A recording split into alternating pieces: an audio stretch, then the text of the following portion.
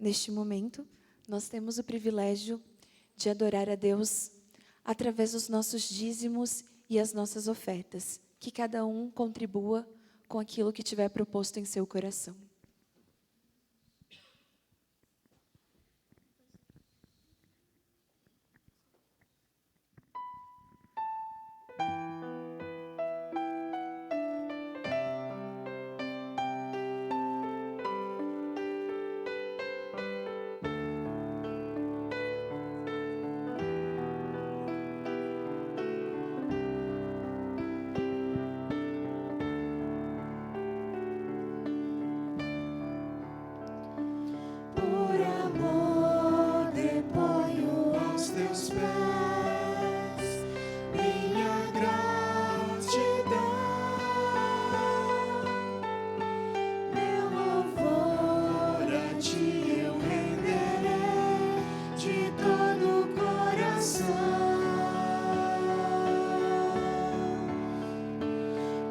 Talentos, minha oração, minha fé, meus dons,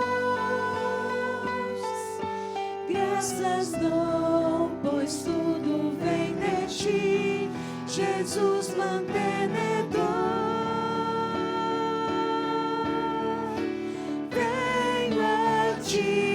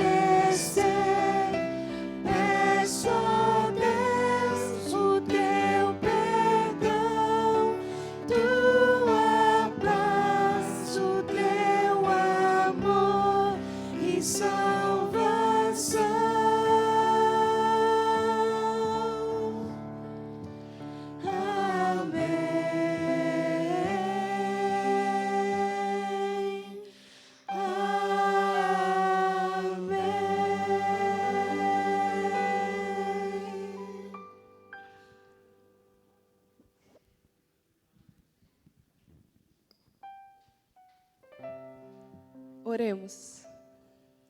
Senhor Deus, muito obrigada, Senhor, acima de tudo, porque o Senhor nos trouxe até aqui, diante da Tua presença. Coloque, Senhor, em nós agora a consciência do privilégio que é estar diante da Tua presença, Senhor. Coloque em nós o Teu Espírito nesse momento, que nós sabemos que já está aqui em nosso meio.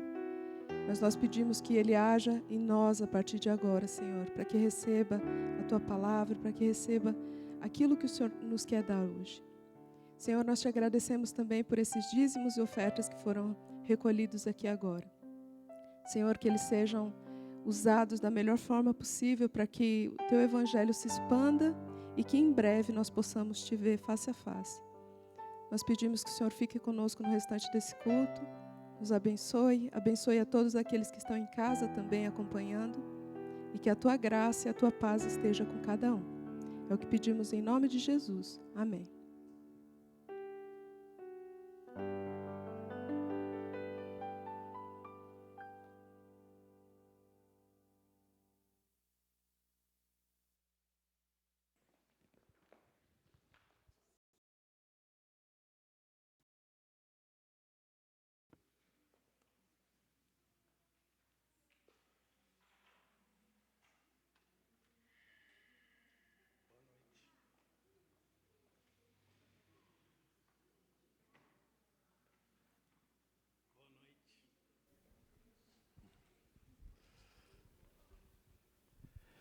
Boa noite a todos.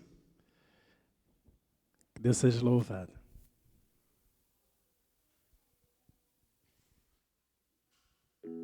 Mil desculpas para tentar fugir, sem fundamentos para resistir e até fingir, para me esconder de ti. Mas seu amor teimoso me alcançou. Sua longanimidade me esperou, me acolheu. Desmoronou meu eu, minha vida regenerou. Meu passado ele apagou, tetelestai librado, tudo ele pagou, me salvou. Não vou mais tentar fugir e nem fingir que sou feliz sem ti. Não vou mais me enganar, vou me entregar. Vem me salvar de mim. Mesmo quando a gente tenta fugir, Deus vai lá, nos alcança e nos traz de volta. Inventando mil desculpas para escapar, terceirizando minha culpa para disfarçar a minha covardia. Mas seu amor teimoso me alcançou, minha sua longanimidade me esperou, me acolheu. Desmoronou meu eu, minha vida regenerou. Meu passado ele apagou, tetelestai ele bradou, totalmente pagou. Não vou mais tentar fugir e nem fingir e sou feliz sem ti. Não vou mais me enganar, vou me entregar.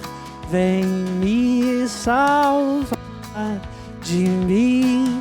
Não vou mais tentar fugir, não vou fingir. Não sou feliz sem ti. Não vou mais me enganar, vou me entregar. Vem me salvar de mim, de mim,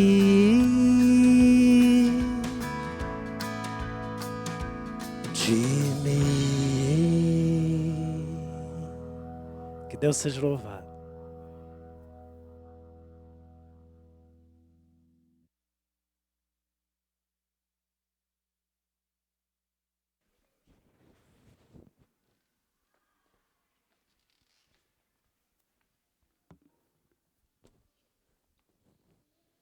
Neste momento, eu gostaria de convidar aqui a pessoa que estará trazendo a reflexão para a gente nesta noite.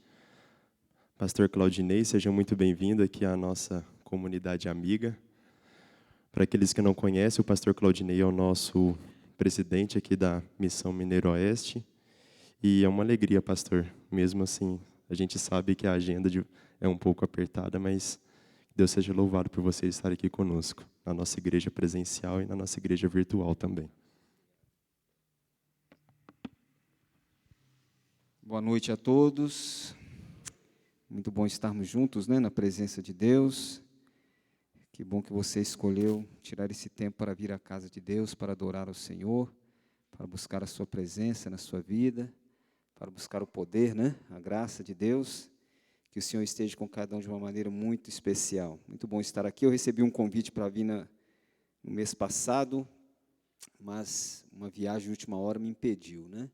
Então, a gente conseguiu marcar para hoje aí, conseguir estar com vocês. Ontem eu estive lá na igreja do Finote, de manhã, com os irmãos do Finote. Tivemos no culto lá com eles. À tarde eu estive ali no Ipanema, um batismo que tivemos ali de um casal, o Jorge e a Silvia, que se batizaram ali ontem, à tarde, e então hoje aqui com vocês. Estão fechando o ciclo aí na igreja, no distrito aí de Santa Mônica, né? Estarmos juntos aí. Ontem o professor Júlio e o pastor Alexandre estiveram lá no Tibere também de manhã, comunicando lá a compra, né, da Igreja Cristã do Brasil, ali do bairro Tibere. Vocês devem estar sabendo já dessa compra, né? Se não estão sabendo, não estão sabendo agora. Juntamos esforço ali da igreja, uma igreja muito forte, muito dinâmica, né, muito animada. Os irmãos juntaram ali, junto com o lote, dinheiro que eles tiveram ali, R$270 mil. O grupinho de Tibério, né? São pouquinha gente, mas são animados, né? A missão entrou com um valor de 170 mil, conseguimos mais R$30 mil da loja, Novo Tempo Histórico também contribuiu, a União Sudeste entrou com outros 100 mil, e nós conseguimos os 570 mil e já fechamos a compra ali da igreja, que pertencia à Igreja Cristã no Brasil, na avenida ali no bairro Tibério, não lembro agora o nome da avenida, Europa, né?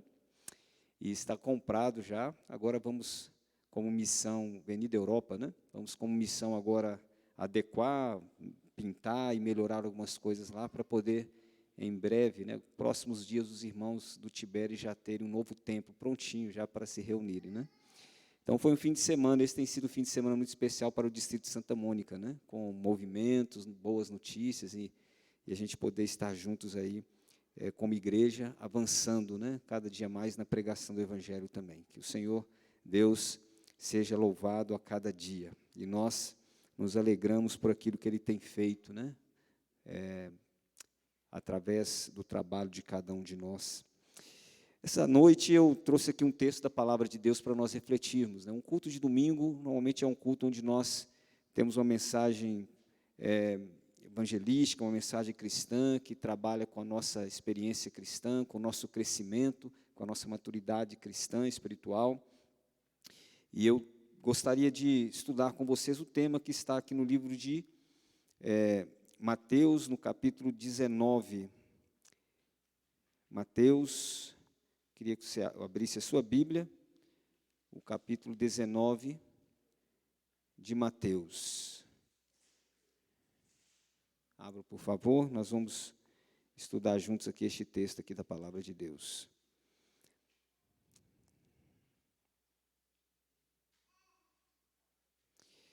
Quando nós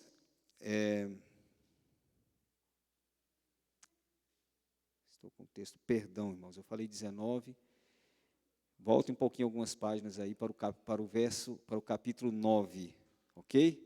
Quando eu abri aqui para ler, eu vi que eu tinha falado errado, desculpem. Mateus capítulo 9.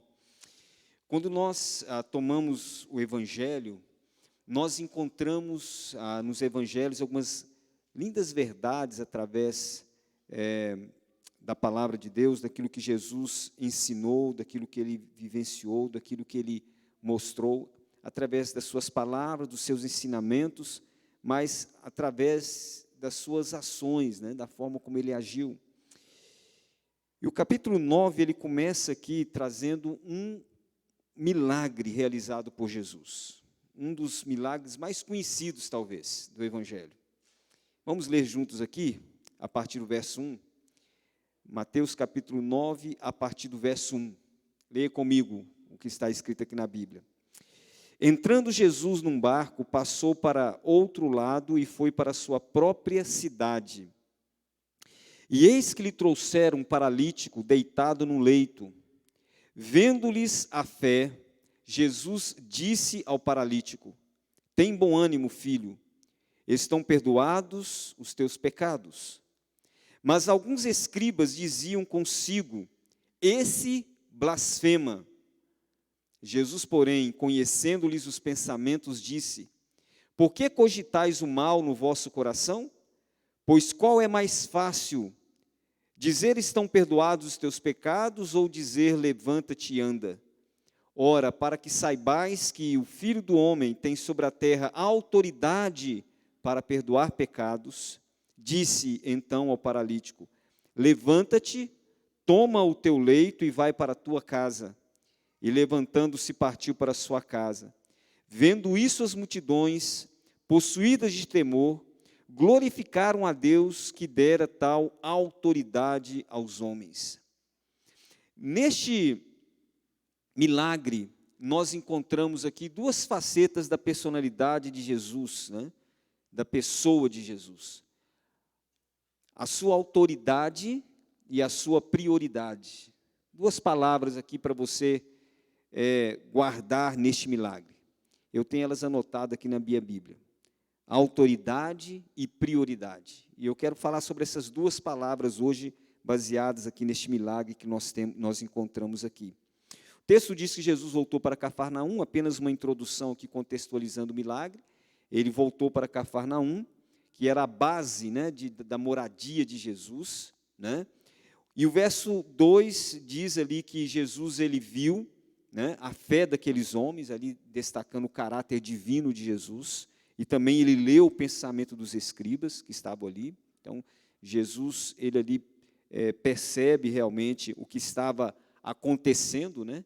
E ele entendia realmente o que estava por detrás de toda aquela cena que estava ali desenvolvendo. Por que eles acusaram Jesus de blasfêmia? Por que aqueles escribas, fariseus, né, aqueles líderes ali, como diz no verso 3, acusaram consigo mesmo Jesus de blasfêmia? Qual que era o motivo? O motivo foi porque Jesus declarou ter autoridade para perdoar pecados ou os pecados daquele homem que estava ali paralítico. Esse foi o motivo. E eles não aceitavam o fato de Jesus ser o Messias e ter autoridade para perdoar pecados. E o verso 8 termina dizendo que as pessoas, né, que estavam ali, que viram aquele milagre acontecendo, eles glorificaram a Deus, e a última frase diz assim: porque viram, né, que Deus tinha dado tal autoridade aos homens. Então, a palavra autoridade é que era destacada neste verso. Lembra do milagre, né? Recapitulando, aqueles homens chegaram, 4 homens carregando um paralítico, tentaram entrar na casa, não conseguiram, subiram no telhado, abriram um buraco de alguma forma, desceram aquele homem amarrado na corda ali num leito, numa cama, a gente não sabe de que era feito ali, um lençol, alguma coisa assim, e quando aquele homem foi descido ali à presença de Jesus, Jesus primeiro perdoa os seus pecados e depois Jesus cura aquele homem. Quando nós lemos essa palavra autoridade, que nós encerra aqui esse milagre, na realidade nós encontramos no contexto aqui do Evangelho de Mateus, que ele está destacando exatamente isso. Se você virar uma página aqui na sua Bíblia e chegar aqui no capítulo 7, no verso 28 e 29, no final do Sermão do Monte, Jesus prega o Sermão do Monte, ou o Sermão das Bem-aventuranças, né? Cada um chama de uma forma, as duas formas estão certas, o capítulo 5, 6 e 7. E quando ele termina o Sermão do Monte, no capítulo 7, olha o que diz 28 e 29. Quando Jesus acabou de proferir essas palavras, estavam as multidões maravilhadas da sua doutrina, porque as ensinava como quem tem o quê? Autoridade, e não como os escribas. Então, Jesus termina o Sermão do Monte, e o que é destacado ali para todos os ouvintes é o mesmo que é destacado quando ele termina aquele milagre: a autoridade de Jesus, o seu poder, a sua autoridade, a autoridade que ele tem nas suas mãos, o poder que ele tem nas suas mãos. E então Mateus, no capítulo 8 e no capítulo 9, ele vai descrever qual é a autoridade de Jesus. Em que Jesus tem autoridade? Então ele vai descrever, por exemplo, ele vai intercalando alguns acontecimentos e destacando a autoridade de Jesus. Querem ver? No capítulo 8, no versos 5, 14, 16, e também no capítulo 9, verso 19 a 17, você vai ver Jesus curando muitas doenças. Então, Mateus mostra estes milagres para destacar que Jesus tem autoridade para curar doenças. Ele tem autoridade sobre as enfermidades. Ele tem poder para sarar as pessoas. Quando nós chegamos aqui no verso 23, no capítulo 8, no verso 23, né? Se eu estiver citando rápido os versos, né? Você vai pegando aí, e a partir do verso 23, você tem então Jesus acalmando a tempestade. Você conhece esse episódio, foi mais de uma vez que Jesus fez isso, mas aqui Mateus ele destaca, ele descreve este momento em que Jesus ele estava ali no barco, Jesus dormia, e aí os discípulos o acordam, e Jesus então se levanta, né? E ele diz: acalma-te e aquieta-te. E ali no verso 27 diz que eles se maravilhavam, dizendo: quem é este que até os ventos e o mar lhe obedecem? Isso está no capítulo 8, verso 27. Então, Mateus está descrevendo aqui a autoridade de Jesus sobre o quê? Sobre a natureza, sobre os elementos naturais. Ele está acima da natureza, porque Ele é o Criador. Então, Ele tem autoridade, Ele tem poder sobre a natureza. Jesus também é descrito aqui por Mateus como alguém que tem autoridade para expulsar demônios, no capítulo 8, a partir do verso 28, não é? A partir do verso 28 até o 34, você lembra da história dos endemoniados ali de Gadara, quando Jesus ele chega ali, aqueles endemoniados vêm, né? O livro de Mateus fala endemoniados, fala de 2, o livro de Lucas fala de apenas 1, é ali a perspectiva, né, que cada discípulo teve na descrição, cada evangelista, mas é a mesma história. E ali então, quando Jesus chega, aqueles demônios chegam, né, aqueles homens chegam possuídos e se ajoelham diante de Jesus, reconhecendo o quê? A autoridade de Jesus, o poder de Jesus. E aí eles pedem, ó, manda que nós vamos para aquela manada de porcos, né? E ele então, aqueles demônios são expulsos ali, as pessoas, o verso 34 diz que pedem a Jesus para ir embora. Olha, nós não estamos preparados, né, para recebê-lo aqui, estavam assustados com tudo que tinha acontecido. Então, Mateus descreve aqui a autoridade de Jesus sobre os demônios, a autoridade de Jesus que está acima de todo o poder espiritual dessa terra. Jesus tem autoridade. E quando nós chegamos no capítulo 9, né, no verso 23, aqui para encerrar essa descrição aqui, nós temos então Jesus ressuscitando a filha de Jairo, verso 23 até o verso 26, e o verso 26 ainda diz assim, né, que a fama deste acontecimento correu por toda aquela cidade, a autoridade de Jesus foi conhecida. Então, Mateus descreve aqui a autoridade de Jesus sobre o quê? Sobre a morte. Percebe? Cada episódio, né? Cada episódio vai descrevendo a autoridade de Jesus. A autoridade que foi testemunhada, que foi vista ali no final do Sermão do Monte, que as pessoas se maravilhavam com a sua autoridade. Mateus, então, vai descrevendo essa autoridade. Autoridade para curar doenças, autoridade sobre a natureza, autoridade para expulsar demônios sobre o mundo espiritual e autoridade até mesmo sobre a morte. E depois, lá em Apocalipse, João, né, o evangelista, o apóstolo, ele descreve, né, ele é aquele que tem o poder sobre a morte e sobre o inferno, ele tem a chave, não é? E se o problema humano, qualquer problema que nós passamos nessa terra, por mais difícil que seja, nós ainda encontramos esperança, né, de solução deste problema. Quando chega a morte, o que nós fazemos? Não tem mais solução o quê? Humana. A solução fica apenas na certeza da ressurreição da volta de Cristo. Então, quando Jesus ressuscita aquele morto, ele diz, aquele morto, né, aquela menina, Jesus está dizendo, então você saiba de uma coisa, não existe nada nessa terra sobre a qual eu não tenho autoridade, sobre a qual eu não tenho poder.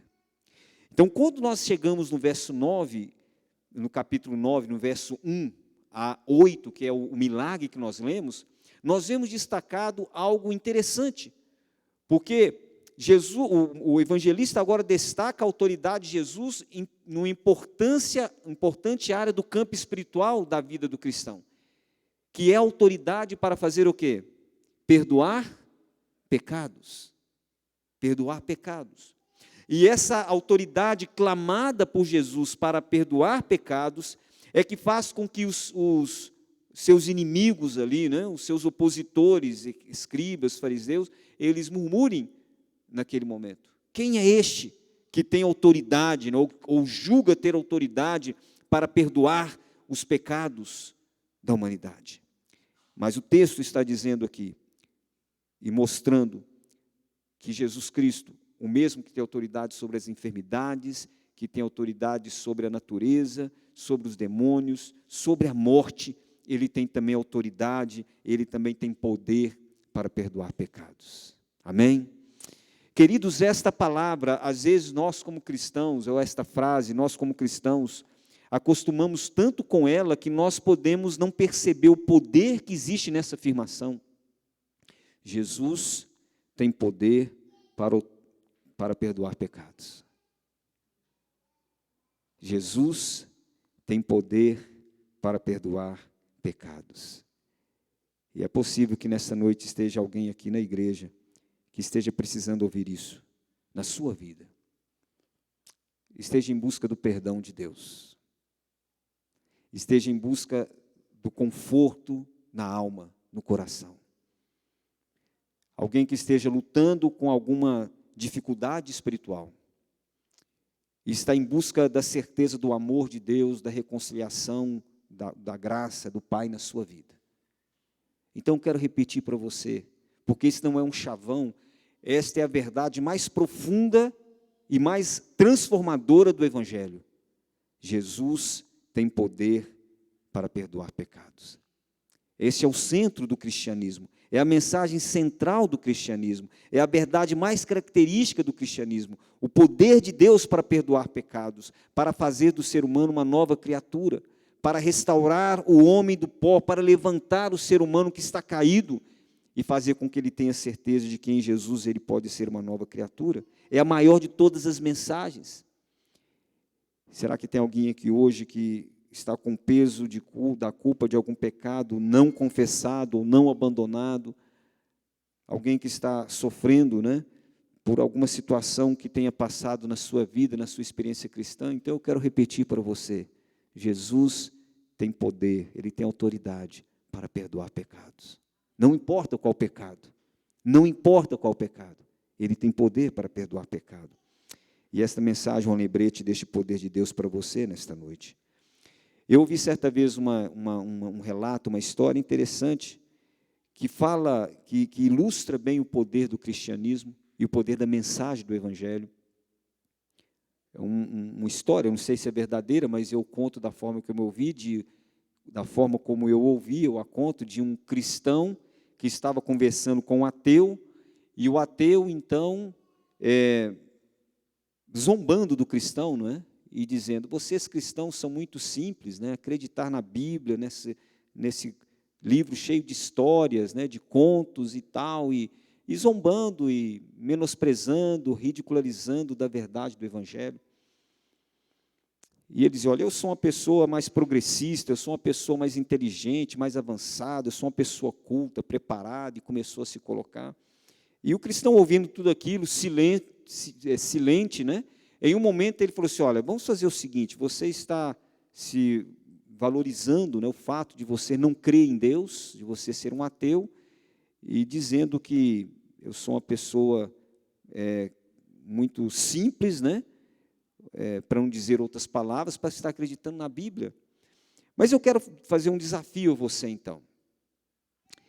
Você vai me trazer, na semana que vem, daqui a uma semana, 100 pessoas que foram transformadas ou que tiveram a sua vida melhoradas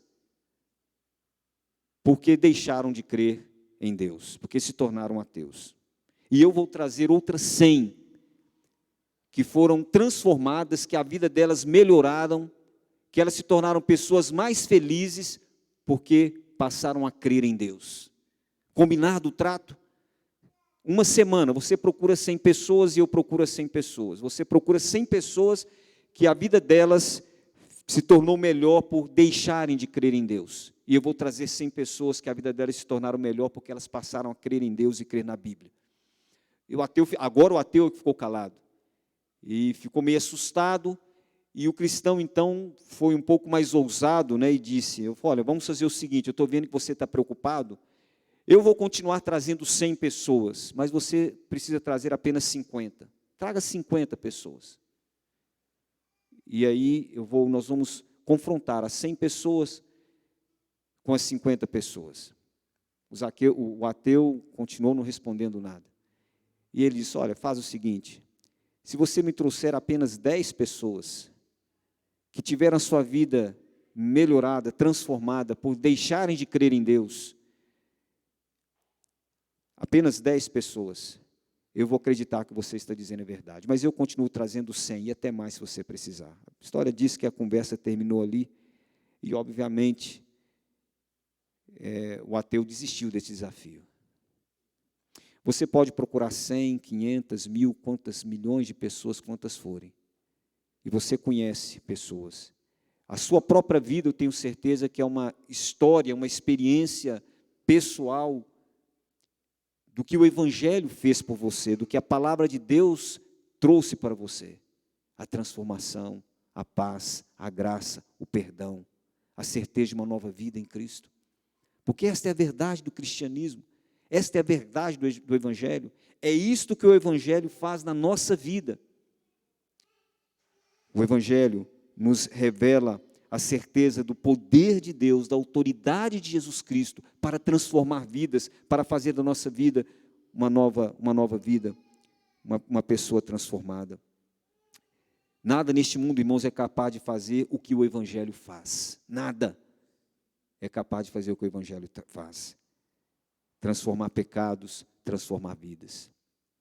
Especialmente nos meus mais de 20 anos de ministério, chegando, acho, esse ano é 28, se não me engano, de trabalho na igreja, eu tenho visto muitas pessoas tendo a sua vida transformadas pelo Evangelho, famílias sendo restauradas, casamentos que estavam destruídos sendo restaurados pelo Evangelho, pessoas que estavam afundadas no mundo dos vícios sendo restaurados pelo poder do Evangelho, pessoas que viviam sem esperança, sem paz no seu coração, sendo restaurados pelo Evangelho, porque Deus tem uma atitude de transformação, Deus tem uma atitude de perdão, e isso deve trazer para nós paz, alegria e segurança, cada dia na nossa caminhada cristã.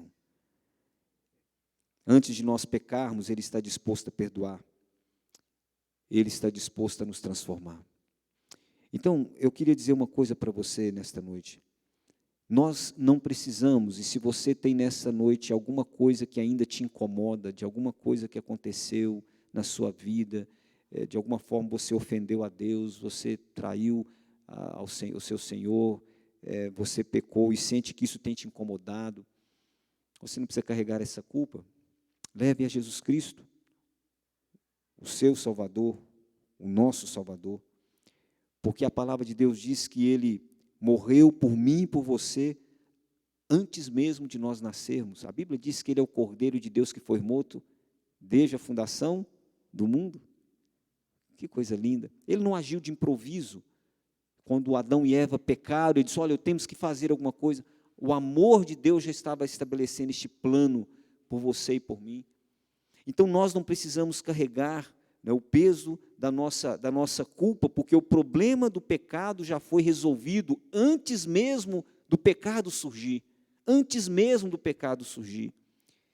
Então, quando Jesus disse àquele homem, né, agora, o que é mais fácil, depois que ele perdoou os pecados e ele entendeu o que estava acontecendo ali, Jesus então fala, por que vocês estão cogitando no coração tudo isso aí? O verso 5 ele diz assim, qual é mais fácil dizer, estão perdoados os teus pecados, ou dizer, levanta-te e anda? Eu pergunto a você, o que é mais fácil? Ou o que é mais difícil? Perdoar pecados ou curar? Qual que é mais fácil? Para nós, os dois são difíceis, e perdoar é impossível, porque nós não temos este poder. Mas no caso aqui de Jesus, o que era mais fácil? O mais fácil para Jesus era curar.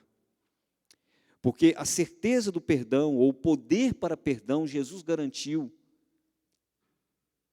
na cruz do Calvário. Ele estava ali traçando o caminho da cruz.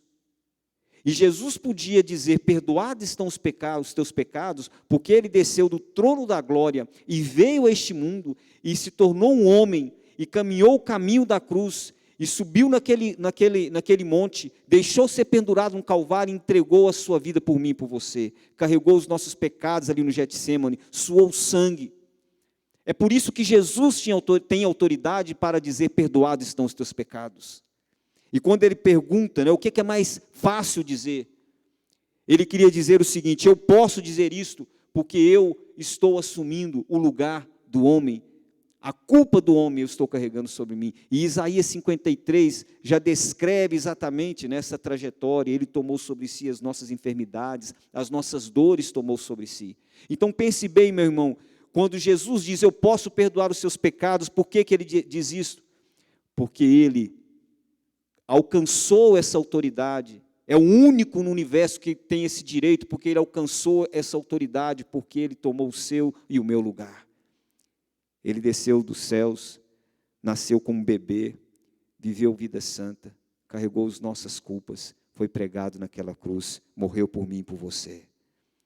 Por isso que para Jesus fazia diferença. E por isso que ele perguntou. E aí é que a autoridade de Jesus Cristo reside.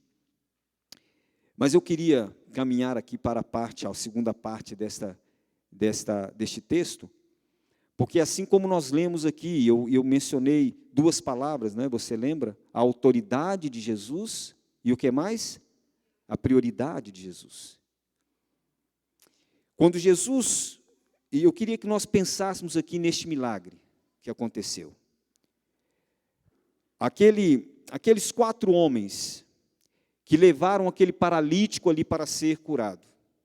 Qual era a prioridade deles? O que eles queriam? O que eles queriam? Qual que era o desejo deles? A cura física do paralítico. A cura física do paralítico.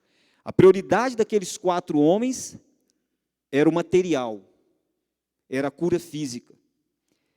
Mas quando aquele homem é colocado, aquele paralítico é colocado na presença de Jesus, o que Jesus diz para ele primeiro? Perdoados estão os teus pecados. Qual é a prioridade de Jesus?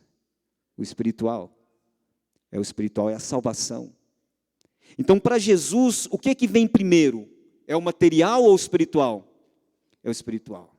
O que Jesus quer primeiro para você e para mim? É a nossa salvação. É a nossa vida eterna.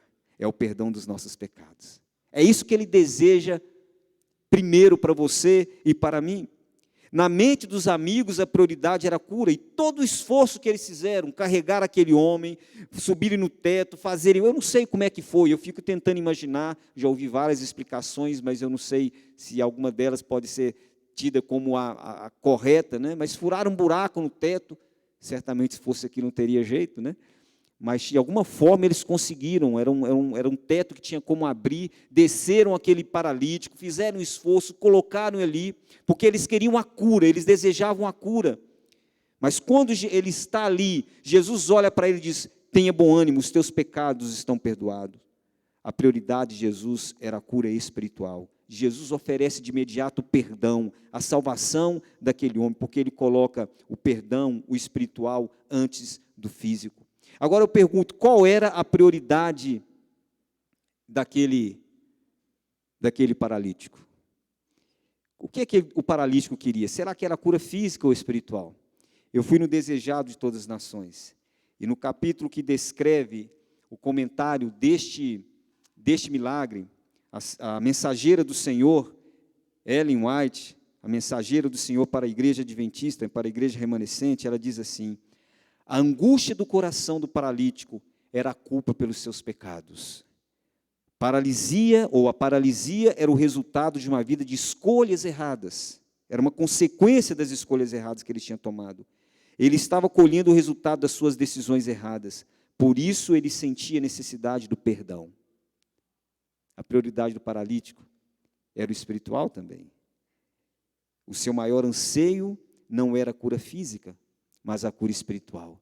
E Ellen White diz aqui que quando Jesus disse, perdoados estão os teus pecados, olha o que diz aqui, naquele momento ele sentiu-se trêmulo e plenamente satisfeito, porque era o que ele queria. Para ele, se ele saísse dali, ainda paralítico, ele saía satisfeito, porque o que ele tinha ido buscar, ele tinha alcançado. Os seus amigos o levaram na intenção, no desejo que ele fosse curado da doença física, mas o que ele queria no seu coração era a cura espiritual, era a transformação da sua vida, era o perdão dos seus pecados, e ele estava disposto a seguir ali a sua vida, morrendo com aquela doença ou vivendo com aquela doença. Ele foi a Jesus com a busca da cura espiritual, do perdão dos seus pecados, e por isso que aquelas palavras de Jesus, tem bom ânimo, soaram forte no seu coração. Ali ele se reanimou, ali ele se fortaleceu. Jesus olhava para um homem arrasado e triste, e ele disse, seja feliz de novo. porque você está com seus pecados perdoados. A verdadeira felicidade, irmãos, começa na nossa vida em comunhão com Deus e não em circunstâncias físicas e exteriores. Tudo o que aquele homem buscava, ele alcançou. Eu trago para nós aqui nesta noite, qual é a nossa prioridade? Qual é a nossa prioridade? A prioridade de Jesus para nós qual é? É o espiritual. É a restauração espiritual. É o perdão dos nossos pecados. É isso que Jesus quer para você e para mim nesta noite. Mas a pergunta é: qual é a nossa prioridade? O que nós desejamos? O que nós estamos procurando? O que nós estamos ansiando? Quando Jesus diz assim, a minha paz vos dou, ele diz, eu não a dou como o mundo a dá. A paz que o mundo oferece, irmãos, é uma paz circunstancial. E é por isso que muitas pessoas que estão vivendo no mundo, em busca do material, alcançam e não tem o quê? Não tem paz. Porque não é isso que satisfaz a vida humana. Não é isso que é a realização do homem. Se nós colocamos como prioridade as coisas deste mundo, nós vamos alcançar, e depois que alcançamos, nós vamos querer mais, e depois que alcançamos mais, vamos querer mais, e vamos estar sempre buscando mais. Enquanto nós não colocarmos como prioridade o espiritual, nós estaremos correndo, e viveremos infelizes. E como somos às vezes enganados, né? Como estamos numa correria tremenda, tentando fazer e ter aquilo que o mundo diz que precisamos ter para ter paz, precisamos ter para ter alegria, aquilo que você precisa ter para ter realização e satisfação na sua vida. E nós, como a maioria das pessoas que não têm o temor de Deus, às vezes estamos como cristãos concentrando as nossas alegrias simplesmente naquilo que traz circunstâncias imediatas, né? Eu preciso fazer, eu preciso comprar, eu preciso ter. Mas sabe que muitas pessoas têm as melhores circunstâncias materiais da vida, mas são infelizes. Porque Jesus diz, a minha paz eu vos dou, não como o mundo a dá. Em Romanos capítulo 5, verso 1, Jesus fala de onde vem a paz verdadeira. Você lembra deste verso? Você pode lembrar dele de qual? Quando eu começar a citar, você vai lembrar.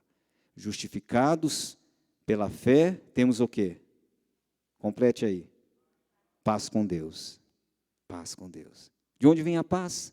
Do perdão. A palavra justificação, você sabe, que significa perdão. Então você pode traduzir esta palavra como sendo perdoados pela fé, temos paz com Deus. A paz advém da certeza do perdão. A paz advém da certeza da transformação. E nós como cristãos, por isso que nós cantamos aquela música, né? Que vem aí dos cânticos jovens, né? Pode cair o mundo, estou em paz. Pode cair o mundo, estou em paz. Porque o que eu preciso na minha vida, em primeiro lugar, o mais importante é o perdão. Esta é a prioridade de Jesus para a minha vida. E nessa noite Ele está dizendo para você, essa deve ser a sua prioridade também. Coloque o espiritual primeiro. Coloque a sua necessidade de crescimento espiritual. Coloque a sua vida nas mãos do Senhor Jesus Cristo. E por isso que Ele diz, a minha paz eu dou, não como uma promessa circunstancial. Eu quero encerrar mostrando, lembrando, que o que este milagre nos ensina é que Jesus tem poder, tem autoridade para perdoar pecados. Não importa o pecado, não importa a condição, não importa quão longe você tenha ido, não importa quão triste tenha sido a sua vida, não importa os caminhos que você tenha percorrido, Jesus tem poder para perdoar pecados. Amém? Jesus tem autoridade para transformar vidas. Mas não somente isso, essa é a sua prioridade. É isso que Ele mais deseja para você. E se é a prioridade de Deus para nós, deve ser também a nossa prioridade, aquilo que nós devemos buscar. Mas o texto encerra, queridos, dizendo que, apesar dessa ser a prioridade de Jesus, Ele também está disposto a nos dar as bênçãos materiais, sim ou não?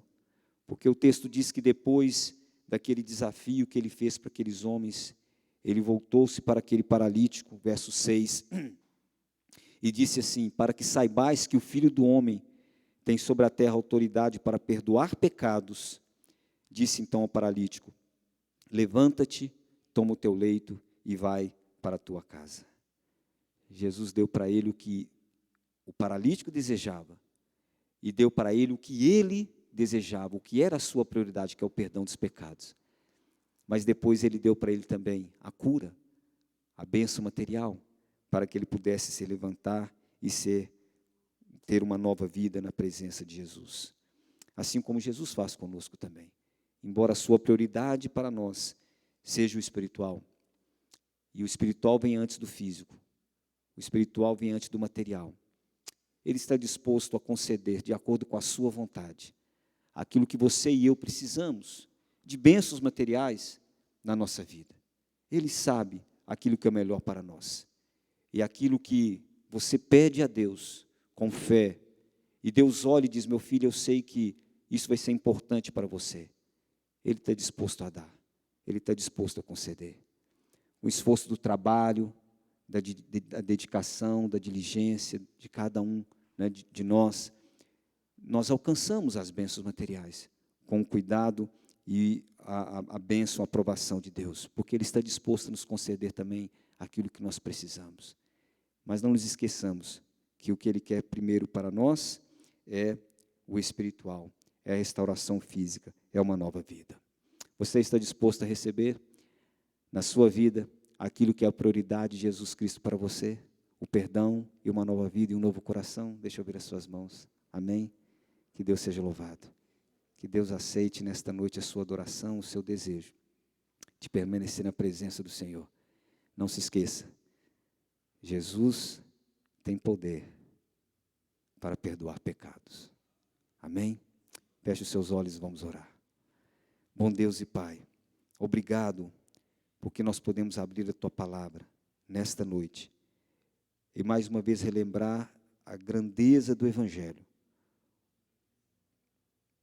E relembrar, ó Deus, que o Senhor tem poder para perdoar pecados, para transformar vidas, para levantar o caído, para restaurar os Teus filhos.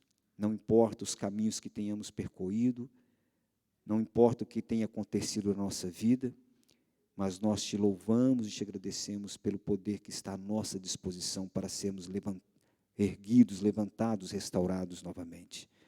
Obrigado também, ó Deus, porque o Senhor está disposto a nos conceder, de acordo com a Tua vontade, as nossas necessidades materiais, nos atender nas nossas necessidades materiais, naquilo que nós precisamos. Por isso nós apresentamos diante do Senhor também a nossa vida. Aqui estão famílias que precisam, ó Deus, estão intercedendo por amigos e familiares que precisam de cura de alguma doença física. Aqui estão pessoas que têm buscado alguma conquista na sua vida material, um emprego, a melhoria das condições de vida, do trabalho, um estudo para aqueles que estão aqui jovens, lutando, buscando uma formação. E seja qual for, Deus, a necessidade, que o Senhor esteja com os Teus braços estendidos para atender a necessidade de cada um dos Teus filhos, porque o Senhor nos ama, porque o Senhor quer o nosso melhor, e por isso nós Te louvamos e Te agradecemos, em nome de Jesus. Amém. Amém. Deus abençoe a todos.